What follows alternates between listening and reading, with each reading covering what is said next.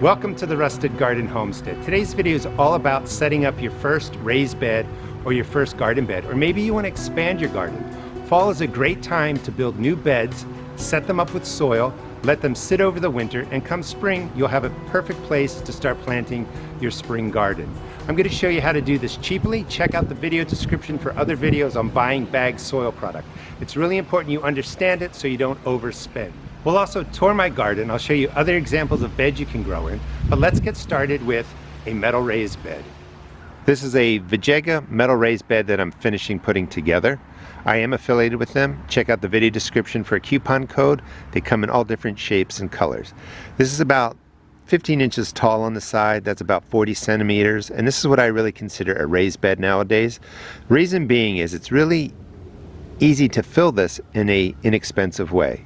Let me explain. So in the bottom third, you would put in lesser materials like logs, twigs, uncomposted grass. Middle third, any kind of quality stuff, okay stuff. It could just be clay soil from around your garden or around your property. And the top third would be more quality stuff. I'll talk about that. I will also link videos that show you how to build these raised beds and how to fill raised beds. And I'll even link in a video that shows you how to build wooden framed and wooden raised beds.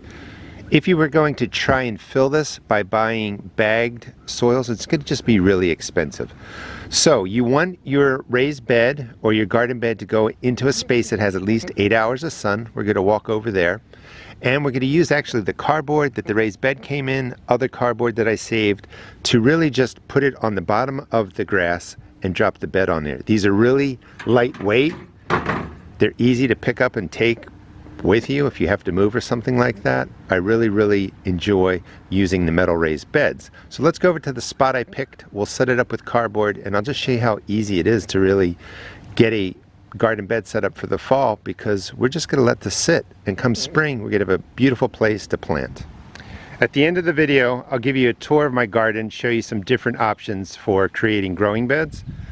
Put down 2 or 3 layers of cardboard. It's going to decay, it's going to break down quickly. Earthworms love it, fungus love it, microbiology loves it. Don't worry about that.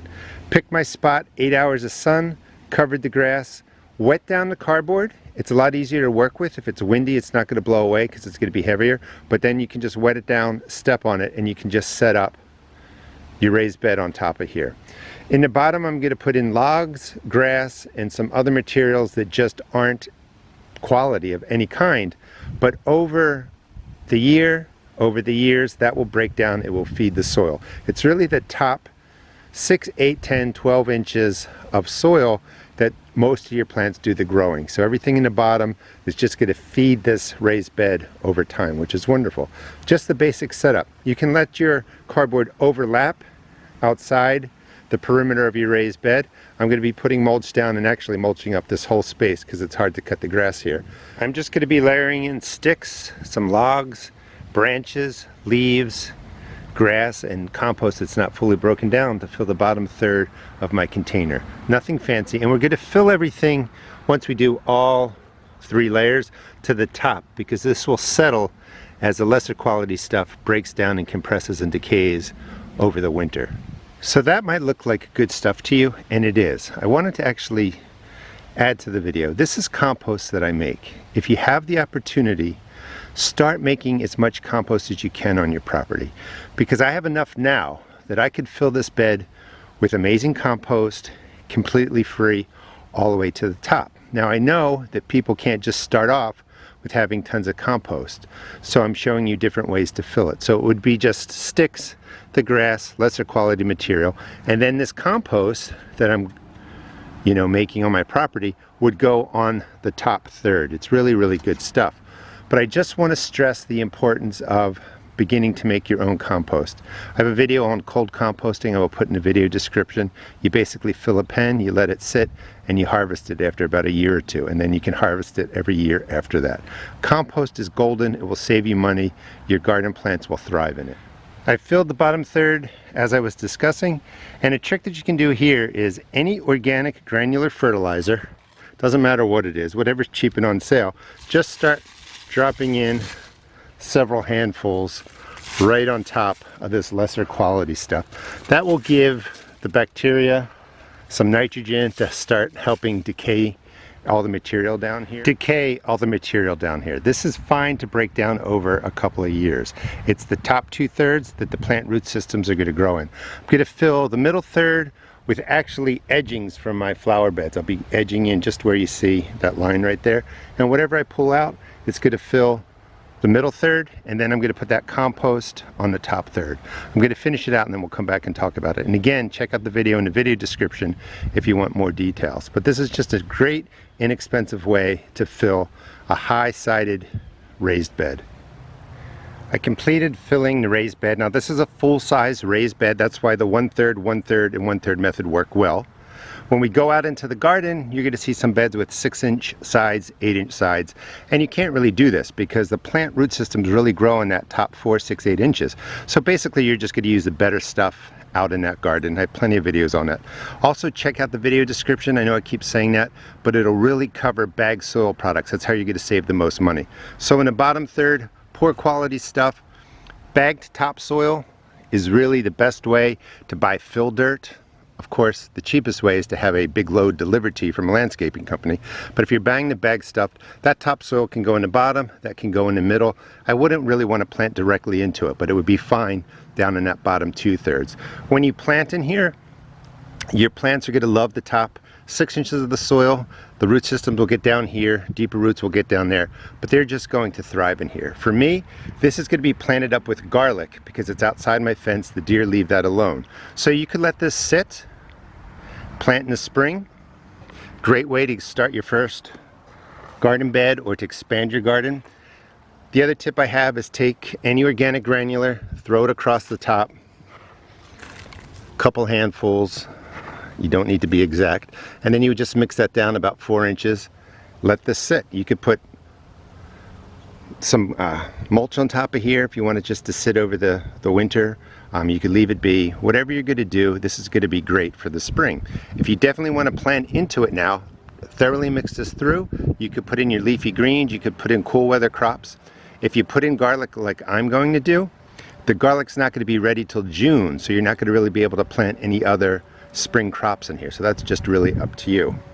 This is just a quick and easy way to start your first garden bed, expand your garden. Let me show you the cold compost pile. I highly recommend it. I'm going to stress that a lot in 2023, and then I'll show you the different beds in the garden. This is my compost area. I have a lot of different types of compost going. This is the cold compost. This has been set up for about 4 years. After a year or two, you can just open the front up and you can dig out beautiful compost from the bottom. I will put the longer video, of course, in the video description. But it's beautiful. You can really harvest your compost, fill beds, and really pretty much not have to spend any money on filling beds. That's what can be the most expensive part of setting up raised beds and frame beds and setting up your garden, is really having great soil. Composting will do it for you. If you're just getting started, I highly recommend starting a cold composting pile like this. 4 feet by 4 feet, just pile in this stuff, let it go. Here are some options for you. The beds right here are 4 feet by 8 feet, about 6-inch sides, and when I set these up, underneath I have clay soil. So in here I was putting in some of my own compost, peat moss, and I just turned and mixed the clay soil, my soil, with the better amendments. And I did that for about 2 years. After that I just started dropping on compost. I don't dig or turn it anymore. Initially you may have to turn and prep your beds, but once they're set up, a nice frame bed like this, you just add compost. Each year you just plant and do what you want to do in there. Now you can't do the 1/3, 1/3, 1/3 method, obviously, because it's that top 6 inches, 8 inches that the surface roots really thrive. So if you did a third, and a third, like we just did, that wouldn't make sense. So that method really works for 15-inch sides, 40-centimeter sides, or larger. You do the 1/3, the 1/3, and 1/3. I have smaller beds here. Same idea.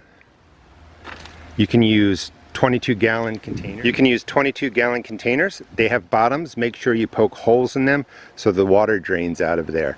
Right in there, those are fire rings. Those sides are taller, but still not tall enough to really do that 1/3, 1/3, 1/3 method.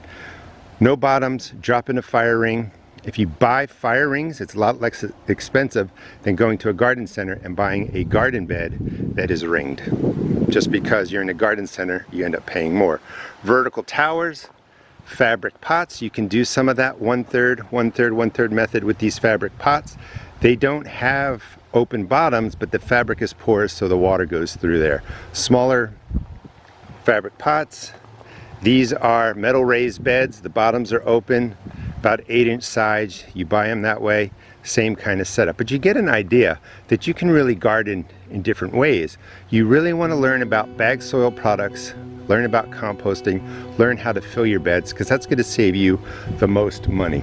Thanks so much for watching. Please check out my seed shop at therustedgarden.com, and please subscribe. I'll show you how I plant garlic into the bed I just completed, and I will show you how to grow an entire vegetable garden in 2023. Thanks for watching.